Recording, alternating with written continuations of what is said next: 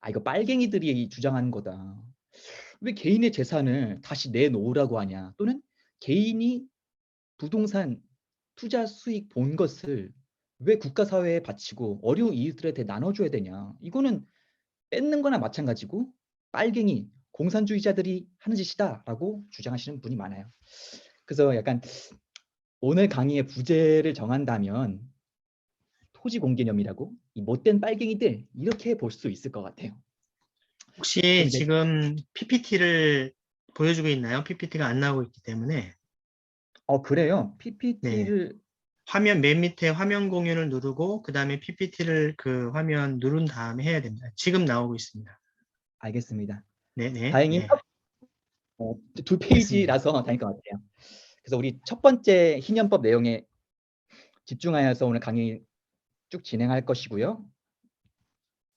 근데 이런 희년법을 꼭 희년법이 아니더라도 토지 공개념에 관련된 모든 주장들을 빨갱이적 사상이다, 공산주의적 사상이다라고 비판하시는 그런 주장들에 맞서서 여러분들에게 그 반박 자료들을 역사적 자료들을 시간 순서대로 알려드리려고 합니다. 일단 100년 전부터 볼게요.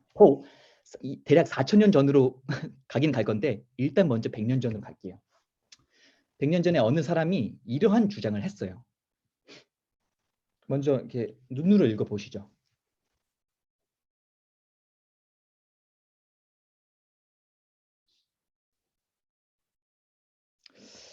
자, 일단 그 빨갛죠. 공산주의자적인 생각이라는 걸 이제 어렵지 않게 느끼실 수 있을 거예요. 찬찬히 뜯어보면요. 일단 지주들이라는 건 그러니까 토지 주인들의 줄임말입니다. 그들이 노동하지 않고 땅값 상승을 누리고 있다. 이것을 비판하고 있습니다. 또한 땅값 상승 그 자체, 그 현행 법제도 또한 비판하고 있습니다. 현행 법제도를 비판하고 있다는 건 문자적으로 드러나지 않지만 여러분 잘 생각해 보세요. 예를 들어서 뭐 연쇄살인마가 감옥에 들어가겠죠. 그 사람이 나쁜 짓을 살인했기 때문에 감옥에 들어가나요? 아닙니다. 살인을 저지른 자는 감옥에 보낸다라는 법이 있기 때문에 감옥에 가는 거죠. 그 법이 없으면 감옥에 안 가고요. 부동산 가격의 상승도 그러합니다. 부동산 가격이 상승하면 그 부동산 주인이 이득을 보죠. 아니요. 부동산 상승의 이익을 그 주인이 모두 누릴 수 있게 한다라는 법 제도가 있기 때문에 누릴 수 있는 거예요. 그래서 이 사람은 그 현행 법 제도 또한 비판하고 있고요. 이러한 주장을 하면서 이러한 법을 제안했습니다. 한번 읽어보시죠.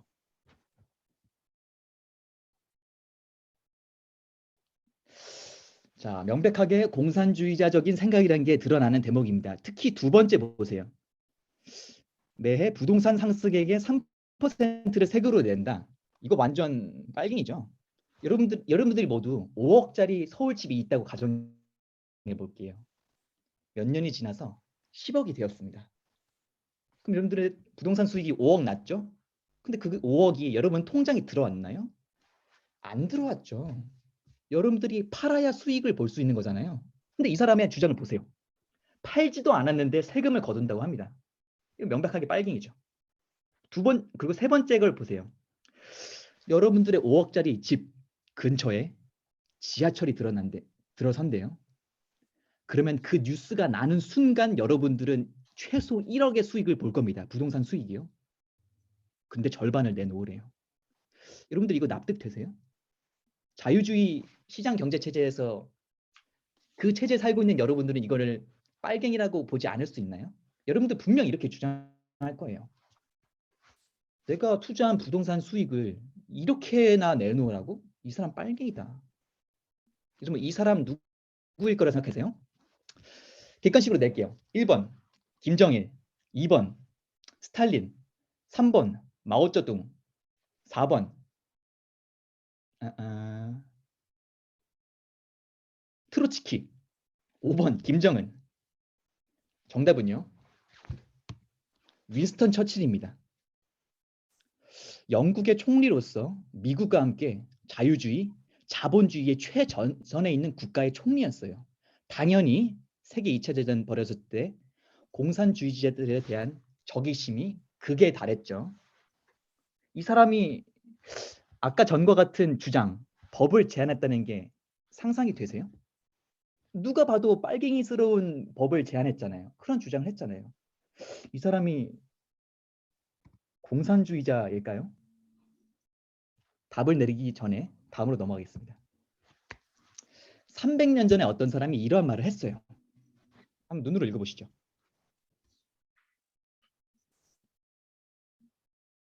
자, 짧긴 짧지만 윈스턴 처칠보다 더 빨갱이스럽죠.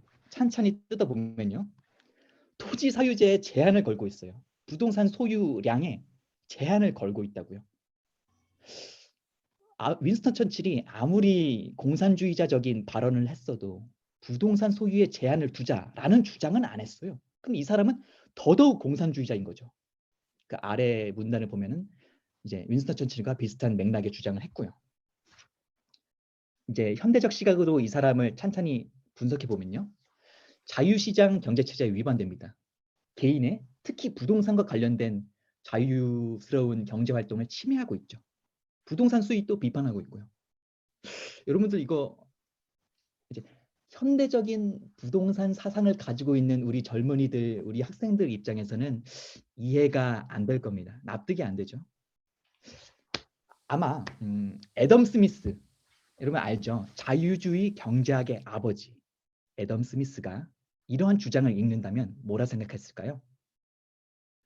아마 이 사람 완전히 경제학의 경자도 모르는 사람이다. 보이지 않는 손이 부동산 시장을 이끌어 갈 테니 내비둬라. 부동산 소유에 간섭하지 말라. 분명 이렇게 애덤 스미스가 비판했을 겁니다. 자, 그럼 이 주장을 한 사람이 누굴까요? 그 사람이 애덤 스미스입니다. 이렇게 빨갱이스러운 주장을 한 사람이 애덤 스미스라고요. 이 사람이 그러면 마르크스나 스탈린 같은 공산주의자일까요? 답을 내리기 전에 다음으로 내려가겠습니다. 이거는 법이에요, 법. 200년 전에 어느 국가의 민법에 있던 조항입니다. 아마 630조일 거예요. 이거는요, 대략 이렇게 해석하시면 되겠어요. 부동산 재산이 없는 사람들이 부동산 재산 증식을 누린 사람들한테 당신 집값 3억 올랐다면서 그 3억으로 우리 시립병원 건설 비용, 지하철 비용 일부분 부담합시다 라고 할 수 있다라는 법이 제정된 거예요. 이거 누가 봐도 빨갱이스럽고 공산주의스럽죠. 이 나라가 도대체 어디일까요? 중국일까요? 러시아일까요? 이 법은요. 200년 전 프랑스의 법이었어요. 그러면 200년 전 프랑스 사람들은 모두 다 공산주의자였단 거네요. 여러분들 그렇게 이해되시나요? 프랑스는요. 100년 전 세계대전에서 공산주의 나치 독일이랑 피 튀기기까지 하면서 파리 수도가 점령당하기까지 하면서 공산주의자들과 싸웠던 국가예요. 근데 그보다 100년 전에는 본인들이 공산주의 국가였을까요? 다음 법으로 넘어가겠습니다. 이것도 법이에요. 헌법인데 한번 눈으로 읽어보시죠.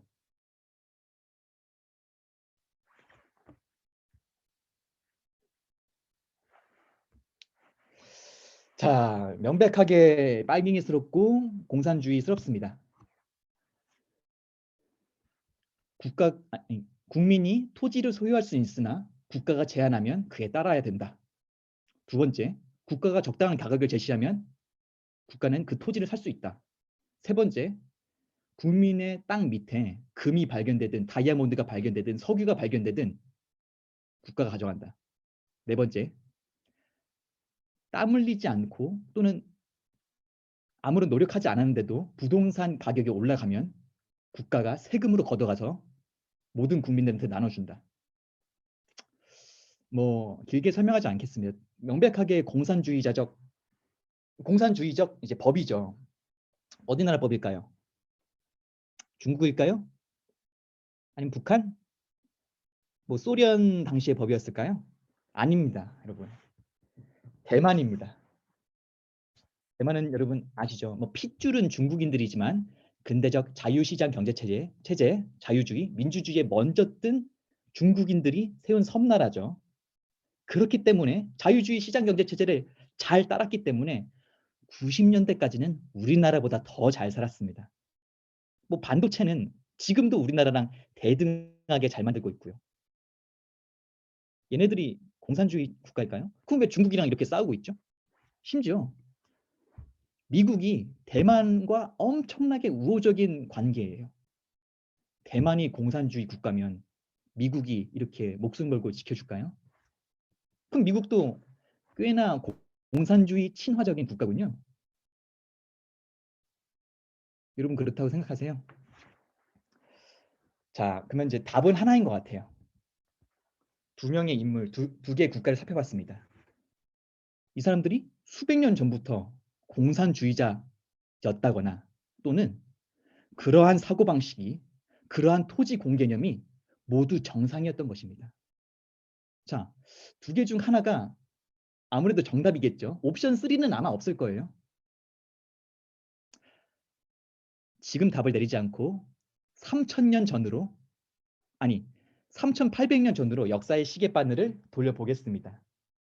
먼저 메소포타미아 문명의 법부터 볼 건데요. 여러분들 아마 이제 아실 것 같은데 메소포타미아 문명의 법하면 떠오르는 법이 있죠. 네, 바로 그 함무라비법. 함무라비법의 28조를 보겠습니다.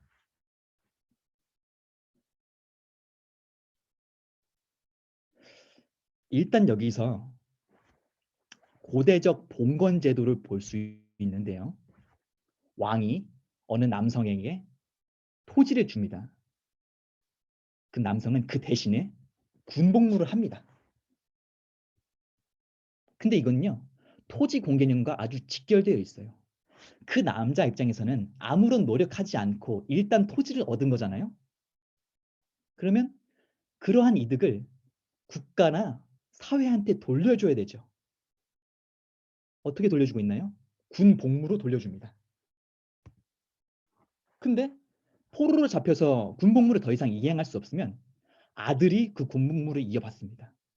그럼 아들은 억울하게 군 복무만 이행한 것이 아니라 아버지가 국가로부터 받은 부동산을 상속받습니다. 아들은 아들에게 또 군복무 물려줍니다. 그 아들은 또 그 아들한테 군복무 물려줍니다. 거의 반영구적으로 군 복무를 국가사회에 제공하고요.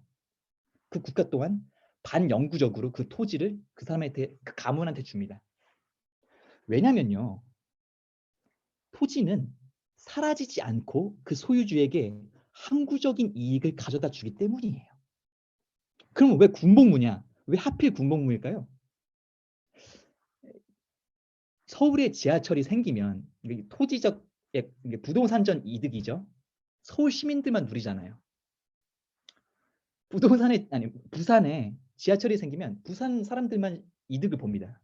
그런데 군 복무는요, 서울에서 군인의 숫자가 늘어나든 부산에서 군인의 숫자가 늘어나든 모든 대한민국 모든 대한민국 국민들이 그 군사력 강화의 이익을 누릴 수 있어요. 그렇기 때문에 토지 공개념의 가장 대표적인 구현은 군 복무였습니다. 4,000년 전부터요. 꼭 군복무가 아니어도 되는데 가장 대표적인 형태가 군 복무였다는 것입니다. 그래서 이제 38조를 보시면요. 당시 시대 상황을 고려하면 여성들은 국가로부터 토지를 받는 경우는 거의 없었어요. 개인이 노력해서 토지를 사는 건 가능해요. 그러한 토지를 아버지가 딸에게 물려줄 수 있고요. 근데 국가의 땅은 군 복무를 조건으로 주는 토지였기 때문에 아내는 딸이 상속받을 수 없었습니다. 왜냐면요, 그 여성으로서는 당시로서는 그 군복무를 행하기에 상대적으로 적합하지 않은 신체였기 때문입니다. 이거를 뭐 성차별이라고 볼 수 있는 그런 요소라고 판단할 수 있겠는데요. 그렇지 않습니다. 오히려 딸한테도 그 토지를 물려주게 된다면 너무나도 위험한 전장에 여성이 나가는 것이므로 이 또한 폭력적이죠. 그럼 남자는 토지를 받는다고 해서 무조건 좋냐? 아닙니다. 남자들 중에서도 분명 군인이 되고 싶지 않은 남자들도 있었을 거 아니에요. 그만큼 토지와 군복무를 매개체로 하는 토지 공개념은 어느 일방에게 이익을 가져다 주거나 어느 일방에게 손해를 가져다 주진 않았습니다. 당시 시대 상황을 꼭 고려하시기 바랍니다. 말씀드렸듯이 고대와 중세의 토지 공개념의 가장 대표적인 구현은요, 군 복무였습니다. 이 외에도 토지 공개념적으로 나의 사냥터를 불우한 이웃에게 공유해 줄 수도 있었고 겨울철 땔감을 줄 수도 있었어요. 또는 뭐 꼭 군복무가 아니어도 관료로서 봉사할 수 있었고요. 가장 대표적인 게 군 복무였습니다. 고대 메소포타미아 문명 다음으로 스파르타, 고대 그리스로 가보겠습니다. 이 법을 한번 읽어보시죠.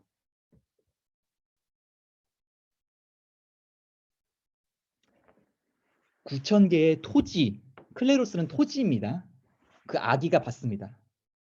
야, 태어나자마자 서울 집을, 서울 주택을 준다. 너무 좋겠죠, 여러분. 신생아가 일단은 아무런 노력하지 않아도 부동산을 획득했습니다. 아싸, 좋겠죠. 서울집 얻었으니까요. 근데 토지 공개념의 가장 대표적인 구현은 뭐였다고요? 군복무였습니다. 20살이 아니라 7살에 육군 사관학교에 들어갔습니다. 왜 하필 군사학교였을까요? 토지 불로소득을 얻은 사람은요, 특히 군사적 측면에서 공동체에 기여할 의무가 있었기 때문입니다. 그래도 괜찮다라고 볼 수도 있는데요. 아닙니다.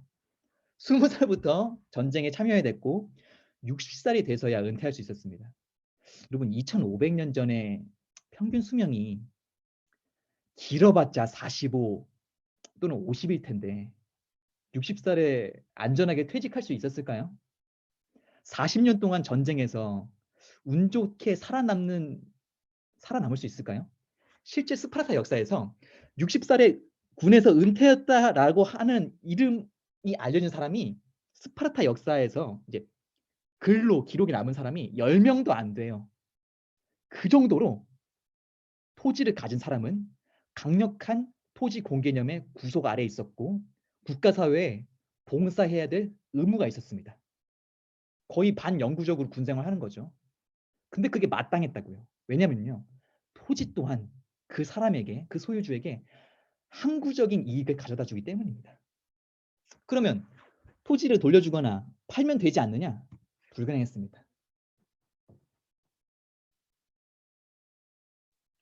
그럼 이게 폭력적이다, 이게 지나치게 안 좋다, 너무 이렇게 판단할 수도 있겠는데요. 아니요.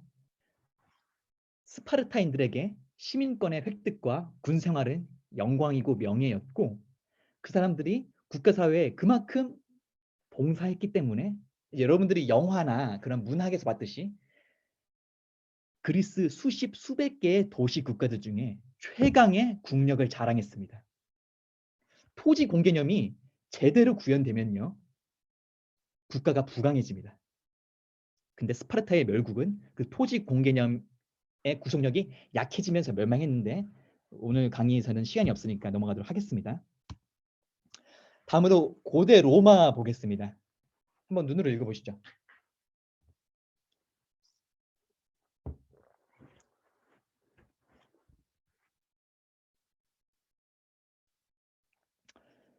첫 번째에서 고대 중세의 토지 공개념이 명확히 드러나죠. 토지를 소유한 자는 가장 대표적인 그 토지 공개념의 구현인 군 복무로서 국가사회에 기여했습니다.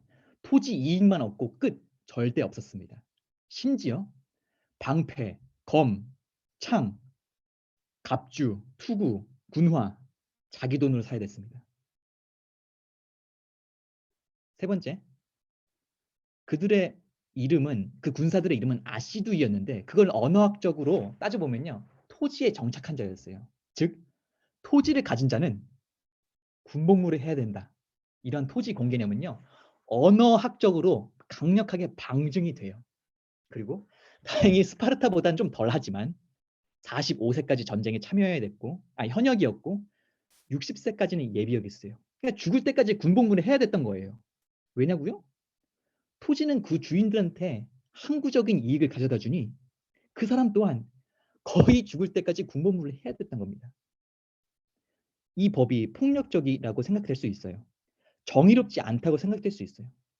그럼 2000년 전, 2500년 전 로마 사람들, 그리스 사람들은요, 옳지 않은 법을 세운 건가요? 아니요. 이것이 옳다고 생각했기 때문에, 이것이 정의롭다고 생각했기 때문에 법을 세운 거예요. 그것이 정상이니까요. 물론 우리 21세기 현대인의 눈으로 봤을 때는 이제 빨갱이스럽다, 뭔가 부정의하다라고 보겠지만 말입니다. 근데 이 로마 또한 점차 그 토지 공개념이 약화되면서 멸망하게 되는데요. 천천히 살펴볼게요. 일단 기원전 360년 경에는 토지 소유만 그 한계를 정해놨습니다. 현금은 무한대로 가져도 돼요. 무기 무한대로 가져도 됩니다. 농기구 무한대로 가져도 됩니다. 근데요, 토지는요, 그 한계치를 정해놨습니다. 그럼 이 사람들은 토지와 관련해서만 공산주의자였을까요? 2300년 전부터 이 사람들이 토지와 관련된 공산주의자였단 말일까요? 아닙니다. 이것이 정상이었어요. 근데요, 대략 200년이 지나가면서 그러한 토지 공개념이 점차 희석되고 퇴색되기 시작합니다. 이 주장을 읽어보시죠.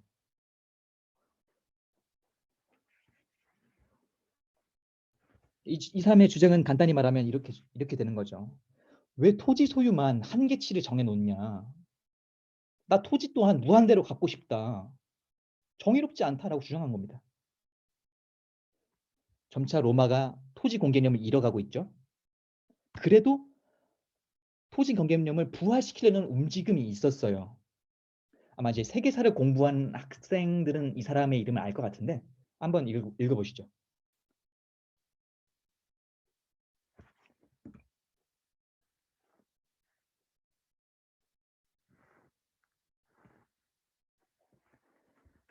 토지를 지나치게 많이 가진 사람은 그 초과분을 국가가 몰수한다. 몰수한 토지는 가난한 사람들한테 나눠준다. 가난한 사람들은 함부로 팔지 말고 세금을 납부한다. 여러분들이 이 법에 해당되어서 여러분들의 수십억, 수백억짜리 부동산을 내놓아야 된다면 여러분 그거 납득할 수 있으세요? 이 사람은 그렇게 주장하고 있는데 그럼 이 사람은 2100년 전부터 공산주의자였던 걸까요? 아니었습니다. 이 사고방식이 정상이었습니다. 하지만 많은 기득권층, 구체적으로는 이제 수많은 토지를 가지고 있는 로마 원로원이 이 사람을 암살해서 이 법을 없애버립니다. 다음은 유럽 사람들을 볼 건데요. 유럽 사람들은 이제 여러분 아시겠지만 게르만인들입니다. 게르만인들은 게르만족의 대이동을 통해서 로마를 멸망시킨 사람들이죠. 근데 이 사람들은요, 단지 로마의 파괴자일 뿐만 아니라 로마의 상속자였습니다.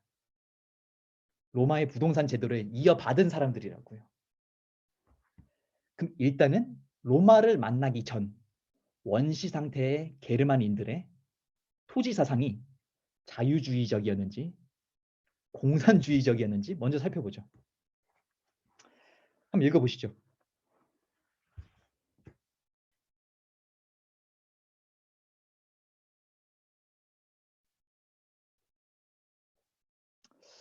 현대인들의 시각으로는 이제 공산주의스럽죠.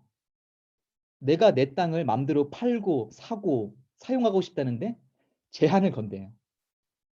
사유재산권 침해죠. 그리고 내가 내 토지인데도 내가 얻은 토지인데도 나 혼자 마음껏 할 수 없어요. 단체적으로 공유하고 단체가 관리했대요. 여러분들의 집이 예를 들어서 서울 집이 있다고 칩시다. 국가가 관리하고 서울 시민 전체가 관리한다면 여러분 그거 납득하고 동의할 수 있으세요?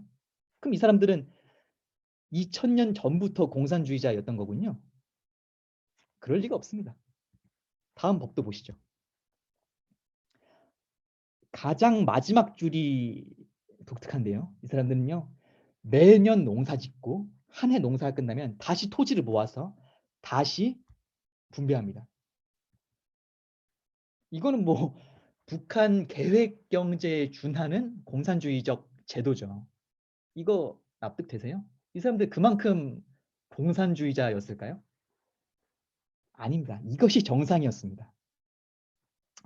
이제 강의 시간이 많이 남지 않아서 이제 이 게르만인들, 이 유럽인들의 토지 제도와 토지 사상의 변화를 개략적으로 쭉 빠르게 살펴볼 거예요. 여러분들은 크게 두 가지를 느낄 수 있을 겁니다. 첫 번째, 군 복무를 조건으로 하는 토지 개념은 점차 사라지고 소멸되어 갔다. 그런 고로 토지 소유자들은 의무를 이행하지 않고 오히려 권리만 누리게 됐다. 먼저 이것을 먼저 그럼 알게 되실 거고요. 두 번째로는요. 토지 소유의 제한도 점차 풀리게 되었고 무제한의 부동산 소유가 허락되어 갔다.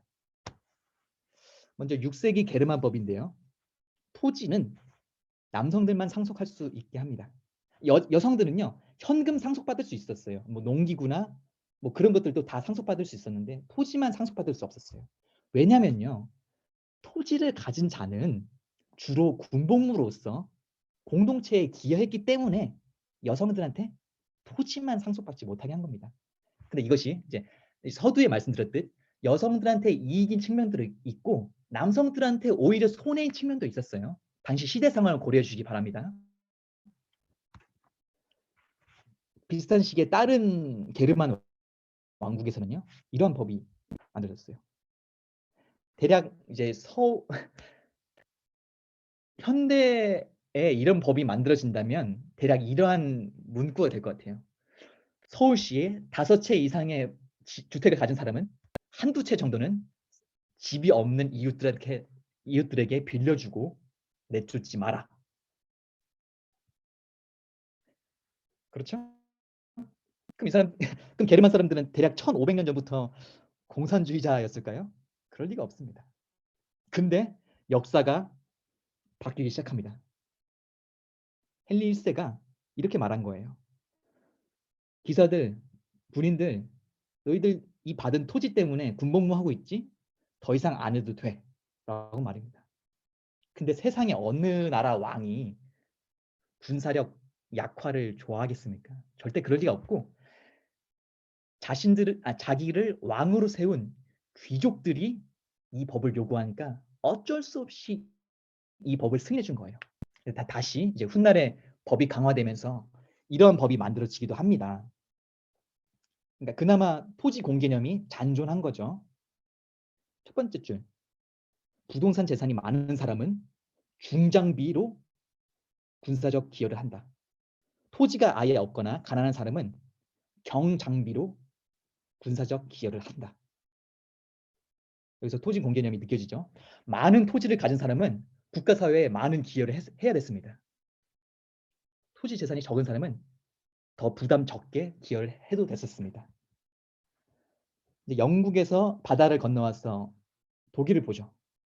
기사의 토지는 군인의 토지는 반드시 군인에게 물려줘야 된다. 여자한테 물려줘서는 안 된다. 그렇다고 해서 남자라고 해서 모두 물려줄 수 없다. 농부한테도 물려주지 말고 대장장이한테도 물려주지 말고 기사한테만 물려줘라. 왜?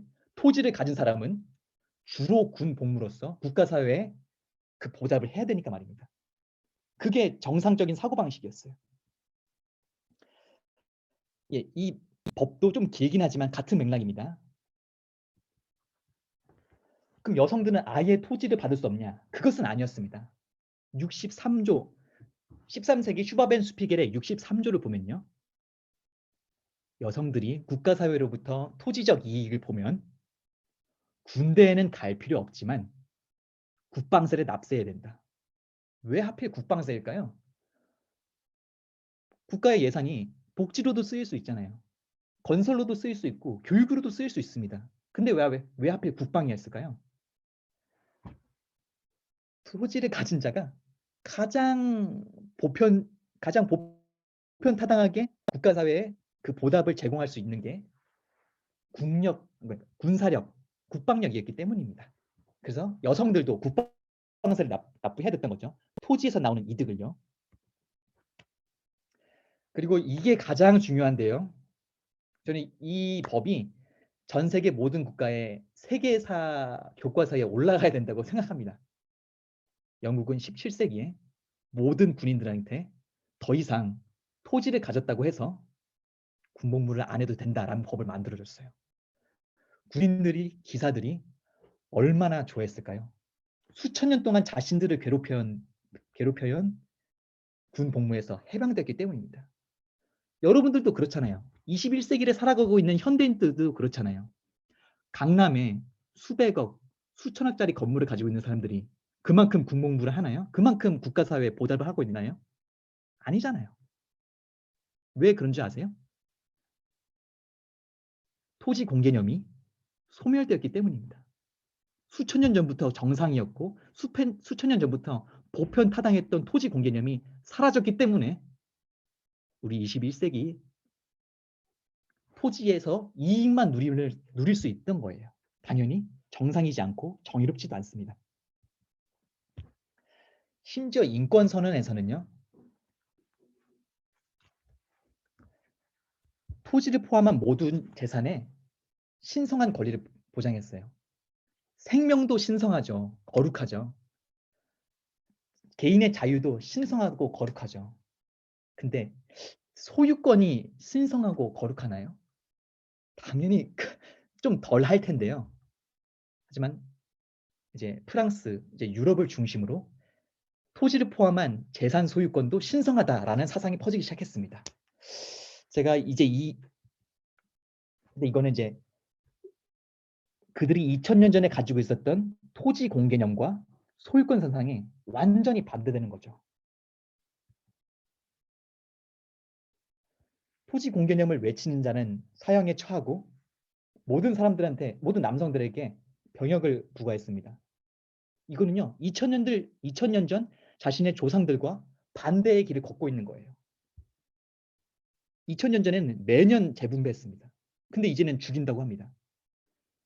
500년 전에는요, 토지 재산을 많이 가지고 있으면 많이 군복무를 시키고 적게 있으면 적게 시켰습니다. 근데 이제는 모두 다 동등하게 시킨다고 합니다. 정의롭지 않죠. 프랑스 민법 10년 후에 만들어진 법도 그렇고요. 강의는 이렇게 마치도록 하겠습니다. 자, 여러분들이 스스로 결론을 내렸으면 좋겠어요. 제가 대신 결론을 내리지 않겠습니다. 이 사람들이, 이 문명이, 이 시대가 모두 공산주의였을까요? 모두 다 비정상이었을까요?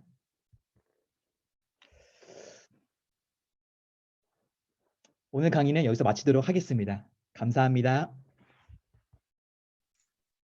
네, 감사합니다. 시간이 이렇게 더 있었으면 좀 더 많은 그 자료들을 보면서 얘기할 수 있을 텐데요.